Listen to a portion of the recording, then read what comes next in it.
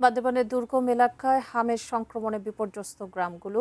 গত এক সপ্তাহে ৬ জনের মৃত্যু হয়েছে। গ্রামের পর গ্রাম আক্রান্ত হচ্ছে রোগে। বান্দরবান সদর হাসপাতাল থেকে বিস্তারিত জানাচ্ছেন প্রতিনিধি মিনারুল হক। দুর্গম এলাকায় যে গ্রামগুলোতে হাম ছড়িয়ে পড়েছে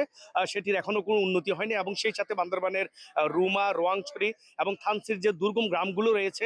বিশেষ করে ম্রো সম্প্রদায়, খুমি সম্প্রদায় এবং ত্রিপুরা সম্প্রদায়ের গ্রামগুলোতে এখনো হামের প্রাদুর্ভাব ছড়াচ্ছে এবং সেই সাথে বান্দরবান সদর হাসপাতালে এখনো পর্যন্ত ২৬ জন রুগী এখানে ভর্তি রয়েছে এবং সেই সাথে প্রায় ১৫টির বেশি যে প্রান্তিক যে গ্রামগুলোতে সেখানে হাম রোগীর সংখ্যা এখন শতাধিক ছাড়িয়েছে এবং গত এক সপ্তাহের বেশি সময়ে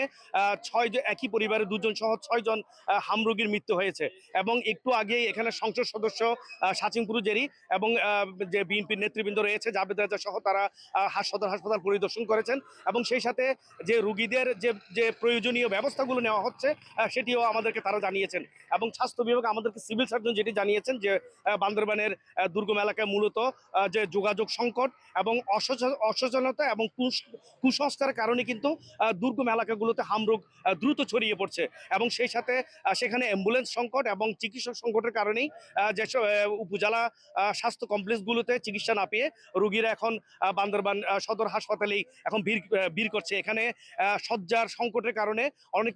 অনেক রোগীকে ফ্লোরের মধ্যে আশ্রয় দিতে হয়েছে এবং সেই সাথেই চিকিৎসক এবং চিকিৎসা স্বল্পতা এবং টিকার কারণেই কিন্তু দুর্গম এলাকার মধ্যে হামরোগ দ্রুত ছড়িয়ে পড়ছে বলে আমাদেরকে যেটি স্থানীয় জনপ্রতিনিধিরা এবং এলাকার লোকজন যেটি জানিয়েছেন। এটি ছিল আমার কাছে হামরোগের সর্বশেষ তথ্য।